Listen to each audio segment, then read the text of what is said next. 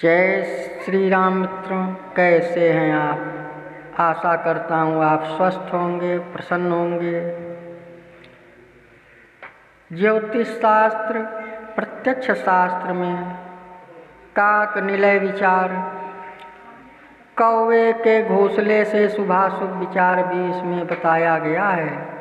ईश्वर शिव पार्वती से कहते हैं, प्रिय, यदि वृक्ष की पूर्व की शाखा में कौवा घोंसला बनाए तो यह समझना चाहिए कि उस वर्ष सुभिक्ष, क्षेम तथा आरोग्य होता है।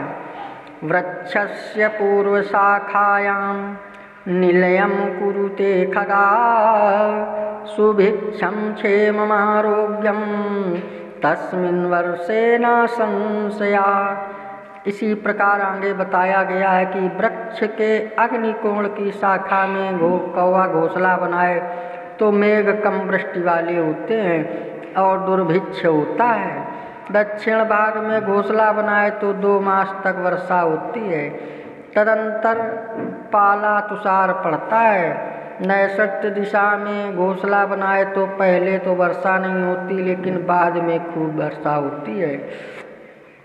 वृक्ष के पश्चिम भाग में घोंसला बनाए तो अतिवृष्टि, वायव्य कोण में बनाए तो वातवृष्टि, उत्तर में बनाए तो अतिवृष्टि, वायव्य में बनाए तो सुभिक्ष, ईशान में मध्यम वृष्टि, ऊपर की ओर बनाए तो बराबर वृष्टि होती है और पृथ्वी सस्यवती होती है। और यदि किसी वृक्ष के कोटर अथवा घर में अथवा दक्षिण दिशा की ओर भूमि में कौवा घोंसला बनाए तो भयंकर अकाल पड़ता है और राजयुद्ध होता है। ऐसे ही यदि नदी किनारे जमीन पर घोंसला बनाए तो उस वर्ष सूखा पड़ता है।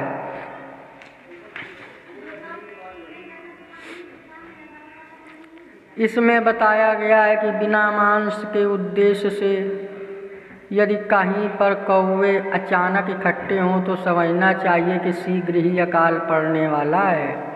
यदि वृक्ष की शाखा पर बैठा हुआ कौवा अपने पंखों को जोर जोर से फड़फड़ाता हो तो समझना चाहिए कि शीघ्र ही वर्षा होगी। इस प्रकार कौवे के द्वारा वर्षा काल में महावृष्टि, शीतकाल में दुर्दिन तथा ग्रीष्म काल में अत्यधिक घाम आदि का ज्ञान करना चाहिए।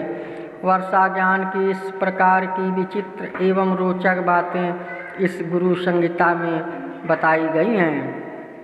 ये था ज्योतिष शास्त्र प्रत्यक्ष शास्त्र में काक कौवे के द्वारा वर्षा का ज्ञान। जय श्री राम मित्रों।